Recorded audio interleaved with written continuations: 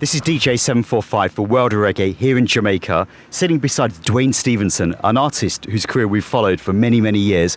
Welcome to World of Reggae. Blessed love, man. I'm glad to be here once again. Huh? So we're here in the sunshine, getting ready, gearing up for the release of another brand new album coming very, very soon. But how's life been treating you so far? You know, I can't complain. It's been good. Musically, it's been an interesting journey, you know what I mean? And sometimes that's just what life needs to keep you alive. You know what I mean? So it's been a good ride, man. I have no complaints about where I am now and where I've been. That's very good to hear. I mean, you know, consistently over at least the last 10 years, we've just been hearing, you know, hit song after hit song from Duane Stephenson, and you never fail to excite the listeners. Yeah, you know, I'm just trying to create something beyond a hype. You know, I'm trying to make a legacy for myself. You know, hopefully when the scrolls are being written, my name will be mentioned in there somewhere. You know, and that's the best you can hope for, because with good music, your name and your spirit lives on, man. Mm-hmm. That's my view, anyways. Okay. Well, we're here at Tuff Gong Records, at Tuff Gong Studios, and we want to talk to you about this fourth new album that's coming out very, very soon, Exile To Dreadites. Yes, Well, Exile To Dreadites, as you mentioned, is the fourth studio album. You know, it's a little bit different from what people are used to. But nevertheless, I think it's a great collaboration of songs. I think it's just the energies and the journey that this album will take it to will be another step along the journey of music, following Duane Stephenson, following the vein of From August Down, you know, Black Gold, Dangerously Roots, and now Exile To Dreadites. Yes, I. Okay. Let's talk to the viewers a little bit about the title itself. It kind of like, it puts different thoughts into my mind. Explain in your own words why that title, Exile To Dreadites. Well, firstly, you have to know that Dreadites is actually an era in August Town, you know. It's called Hope River. Okay. It's a part of Hope River, actually, but it's a lower part of Hope River. It's more attached to August Town, you know. And this is where, back in the days, a lot of the Rastas settled to, you know, create a situation where they could live amongst each other to support each other because of the persecution that they were getting living in regular society. You know what I mean? So musically, you know, you find that I think that a lot of the good music, a lot of the roots, a lot of the thing that speaks to positivity is being prosecuted out there. So you find, say, as a man that doing that kind of music, you have to go amongst the others, you know, that doing the same thing as you in a Dreadites in order to survive and protect yourself and your music, the integrity of your music. So that's basically what Exile To Dreadites is. It means that you get so much fight in the regular society and the regular runnings that you have to just go amongst others that, you know, look to preserve this music. I mean, listening through to some of the songs on the album, there's a very deep message within many of the songs. Is that what your aim was with this project? My aim is always, you know, to leave people to think, you know. Some artists, you know, good to make you jump up and have a good time. And some artists, you know, make music for you to sit away and listen. You know what I mean? And some to reflect. So I'm more the one that have you to sit away and listen, you know, and then reflect. You know what I mean? So for me, music is a little bit more than just, you know, enjoying yourself or even trying to, say, taking care of your family financially or whatever. You know, there's so much going on in the world that, you know, you can't help but to, this is how I say what I want to say, through the music. Free expression. Yeah, man, every time. So on this new project, you've worked with quite a few different producers, which I think is different from some of the other projects that you've worked with. So how has it been for you working with different producers?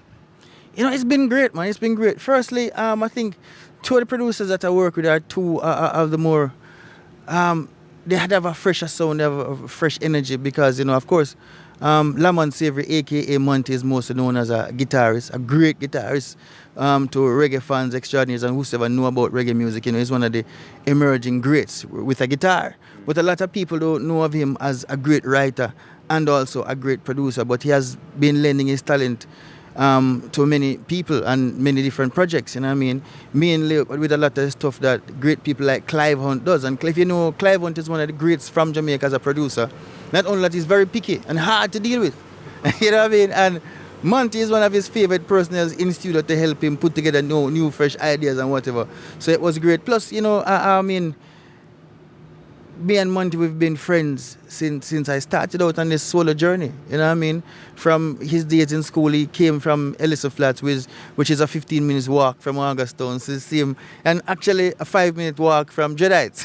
Okay. So maybe that's how it's supposed to work out. And of course, Riff, you know, great keyboard player, and has been emerging as one of the you know, the top young producers out there right now. You know what I mean? I already have a few Grammy nominations under his belt. You know, so he has a great, fresh, different sound. And of course, Frenchie is a man that has, I've worked with Frenchie years ago, but mainly as a writer, you know, of doing stuff for Lucian and a few other people. But this is the first time now we've had this collaborative effort, as in to put out, to be a part of his project, which is a different vibe from just going in and writing and, you know what I mean? Sure. So it's a great vibe, but, you know, he has accomplished a lot himself over the years. And of course, you know, there's always a little guidance from Mr. Fraser. Mr. Fraser, of course. Yeah, man. Of course. I mean, one thing that I'm noticing is that a lot of the musicians are now emerging as producers, so people like Monty and Riff Raff. And do they add a different dimension to bringing out a different side of Duane Stephenson? Yeah, it does. It does, definitely, you know, because music is always a collaborative effort. You know, it's more of a democracy. So you find that with what I bring all these years working with Dean and more of the older route versus him and his fresh idea, because he comes from a different generation. You know what I mean? So once that energy link, it has to change. It has to morph into something else. You know what I mean? And luckily I'm a part of the process. I mean, one of the lead singles, you know, that I think has been like the introduction that we've known that something is coming from Duane Stephenson was the big song from last year, Play That Song. Yeah. How did that come about? How did the collaboration between yourself and Frenchie come about? Or is it something that you've been wanting to work together for a while?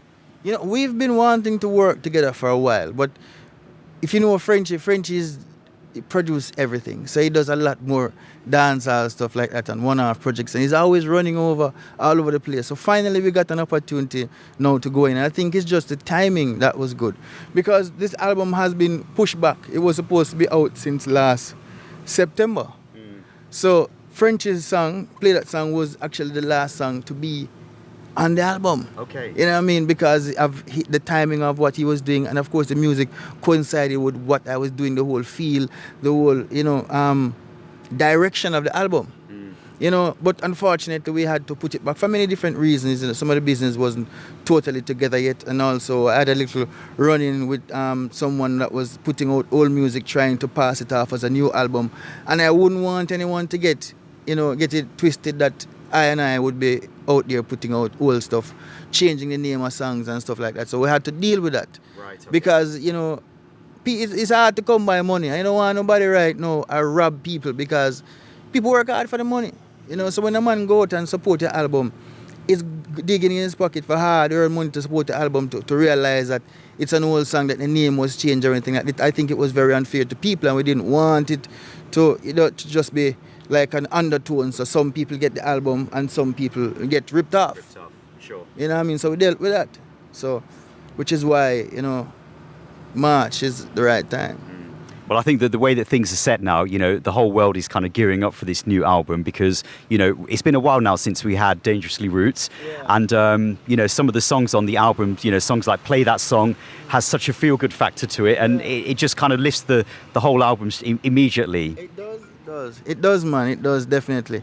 But, you know, because that song has been out for so long, we actually went in and we remixed the whole vibe, you know what I mean, and put Agent Sasko on it. So that's an added plus, so people can look for something else with a different, because I'm always trying to give the people more, you know. Yeah. I'm always trying to give the people more, to make it more exciting, you know what I mean. So that's why most of the times when I put out an album, it's usually exclusive tracks that they've never heard before and stuff like that. And this majority of it will be the same, because I think it's just one of these tracks that were actually released prior to the time, because we're gearing up for the first release date. Yeah. Right. Okay. Yeah, man. Let's talk to the viewers a little bit about some of the other songs on the album. Dready a Lion. Yes, sire. Dready a Lion. You know, people just have to know your star. Dready a Lion. You know, Dready are the last man standing in the battle. You know, Dready are the man where stand up for understanding. You know, Dread are the man where are the first man I stand for peace. But if the rough thing come way, you know, we weather the storm same way. You know what I mean? And musically is a vibe. Plus, it's a lot of what's going on right now. You know, it's a lot of what's going on right now. But, you know, sometimes you have to package things differently for people to just sit aside, enjoy the music, and just, you know, take in the message same way. You know what I mean? Plus, it's a real rockers tune. It's something that will, you know, it has a different energy. Definitely, you know. So that's one of the tunes that a lot of people, whoever has had an opportunity to listen to the album, that's one of the things that stood out to them. Keeps coming back. Yeah.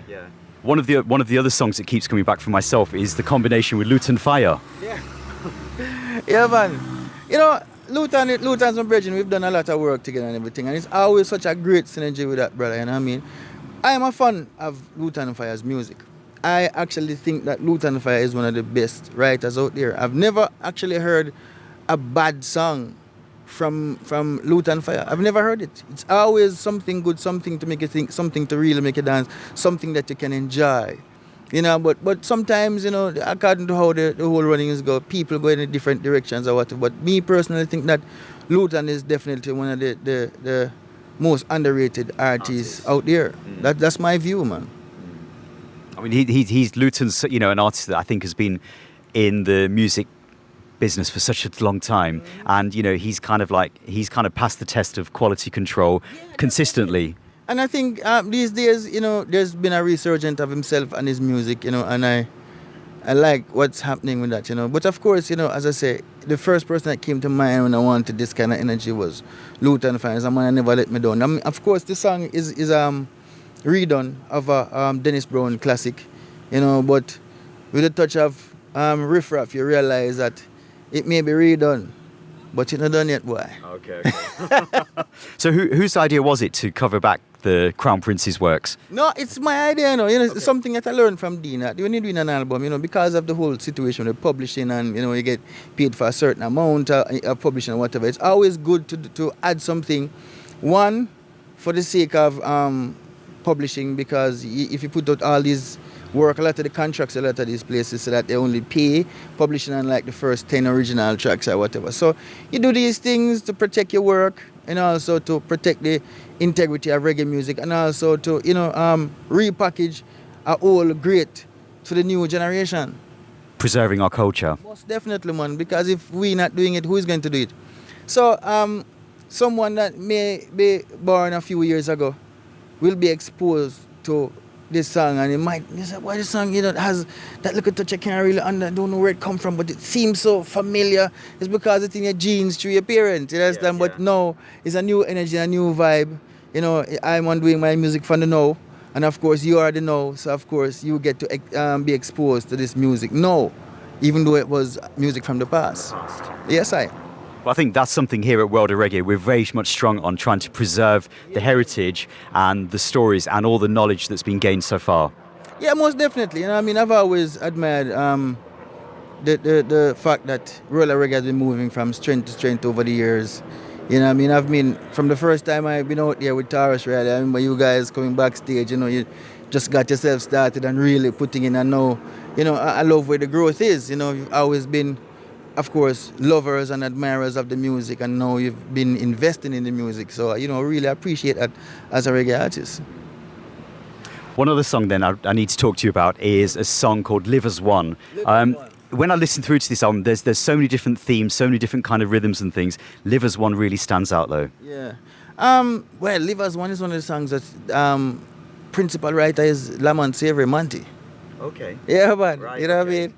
And of course, you know, we were trying to get other ideas, you know, trying to build an album, because I build an album from scratch. I don't just sing random songs and then we try to pick a few together and whatever. I've never been the kind of person to do that, and I don't know. Some people might get away with it, but I don't think I could. You know, so we build these ideas from scratch. So when that song was brought to the forefront from Monty, it was just an awesome song right away. You know, it's a powerful song. We love what it stands for. You know, that's what we want right now. You know what I mean? And just in terms of the direction that he looks at it from, because, you know, when you think them things, you know, when children goes to play, No race, no creed, nor color is standing in their way. We don't care if you're black or white or brown. We should all live as one. And that's the truth, you know. You've never seen kids pulling the political card or the race card or the religious card on a play field. You've never seen it. So those behavior are not natural. It's taught. I think that's very true. I mean, I think in the world that we're living in right now, the messages within the songs are becoming more and more relevant. Yeah, most definitely. I mean, we have to. But I mean, roots music for me has always been, the conscience music of the world, and it has never changed over the years. Maybe that's why sometimes the music has been marginalized in the way that it's been, because it might not always be the most commercial, but it's always been the most true. True. Okay, so we're really excited about this album, Exile To Dreadites. Now, just tell the people, where is this album going to be available in the different territories? So I know that we've got different distributors across different parts of the globe.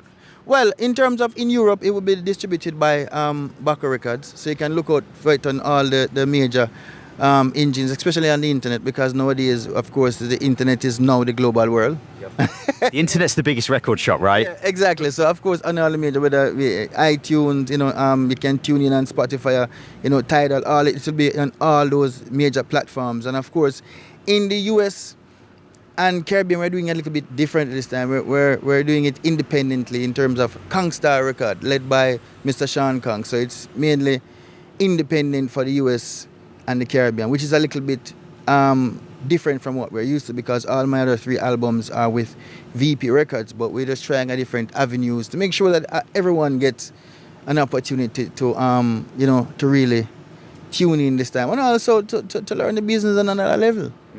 Because we all have to evolve, man. It's natural progression at the end of the day. Definitely, man. If you're not evolving, it means something is definitely wrong. True. And you've got a tour coming up in a few weeks as well that we're really excited about, starting in May. Just give the viewers a little touch of where we can actually see you performing. Well, so far we have dates in, I wouldn't necessarily call out the individual places right now, but I know we'll be in Holland, Germany, France, and definitely Scandinavia so far, and we have other pending dates. So just hoping that everything will come together, because right now for me it's not so much even about going out there and we're not trying to make $1 million or anything like that. Right now we're trying to really go back out there to promote the music and to promote myself as an artist, because for many years I pretty much just took myself out of the spotlight. But we do these things so different. Sometimes you just have to just go in a corner and sit away and just reflect. Rebuild, re-energize yourself, because life will do these things to you, But it doesn't mean that I was away from music, At one point I was traveling and being an opening act for the Wailers in the US, and also being a part of their act.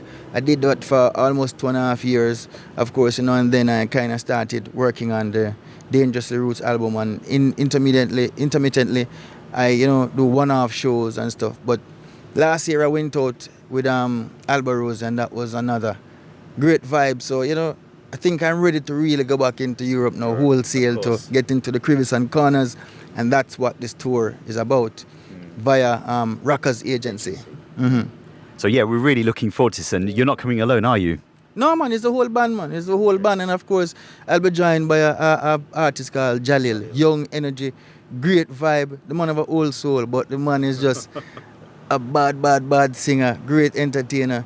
You know what I mean? And someone that will enhance the product, because the truth is, he has the capability and the capacity to just go out there and tour by himself. But of course, he's trying to introduce himself to the world, and I think it's a good synergy for us to do it together. People, of course, it's more for people. And as I say, I'm always one for giving more to the fans. Very much so. Yeah, man. Duane, a closing message to everyone that's listening in, waiting patiently for the new album to land. Well, tune in. Firstly, I have to say, enough thanks for always, letting me in your homes and your lives via your radio and TV. You know what I mean? Thanks for going on the internet, and of course tuning in to the songs and leaving great motivational messages.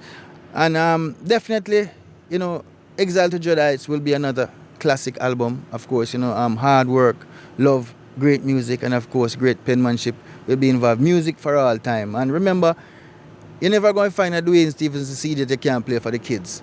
So you don't have to worry that you have to look out for this particular track to skip it with the kids in. The kids can sing along from beginning to end, man. Don't worry yourself. So all is well, good music, and as I say again, enough thanks for the continued support. Jah love. Duane, we give thanks for your time each and every time. One love. Blessed love, man. Thanks for having me again. man. Rasta.